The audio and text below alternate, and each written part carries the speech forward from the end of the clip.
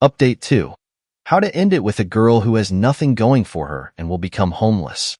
This is a long post, and no, I'm not going to give a TLDR. Hey all, it's been about a week since my last post, and thought I'd give an update.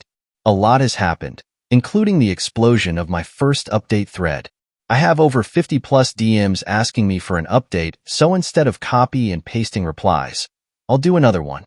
I find it easier to write than to speak in many situations, so this has been a great way to help my decisions and clear my head.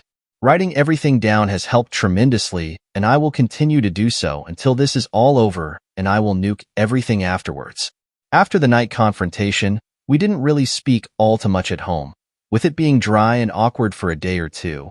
But I have been told I'm a workaholic by nature, so it was easy for me to stay at the hospital as a distraction.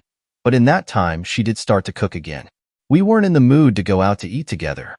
Eventually, though, I sat down with her after she asked for a more thorough conversation on why I felt our relationship was failing. She promised not to cry or get upset, but wanted me to be 100% upfront, so she had a better way of understanding, stating she wanted to try everything to fix this.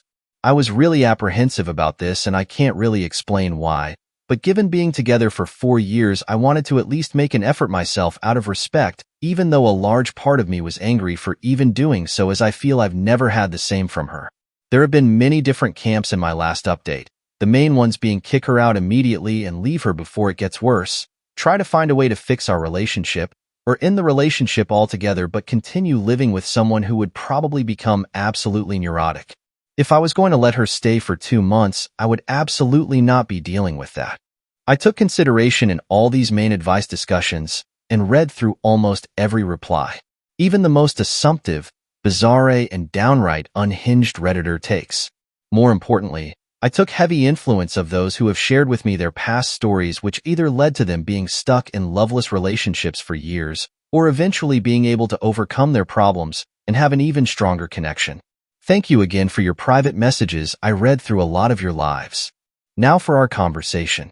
She said she saw something on TikTok where couples put a phone on a table with a timer and wanted to do something similar for each person to air what made them upset. I said that was dumb. If we were going to talk about our problems, it would be better if there was no time limit. She eventually agreed and said I could go first, asking me first when was the time that I completely lost my love in her. As I said before, it was never one action, but a grating feeling that got worse and worse until it got to this point, and I told her that. So she then asked when was the time I felt the most angry.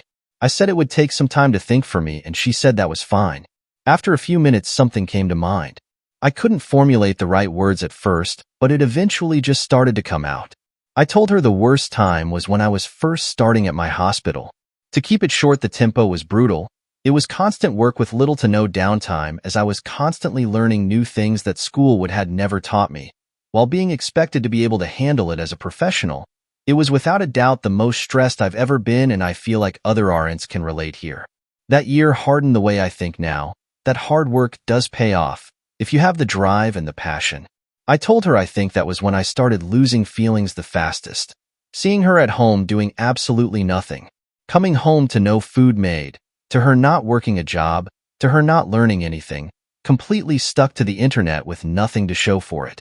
I said it made me even more upset when I had given suggestions for jobs with pretty easy schedules, or to find a new interest in school that would pan out better than last time, only to be rejected at my every attempt.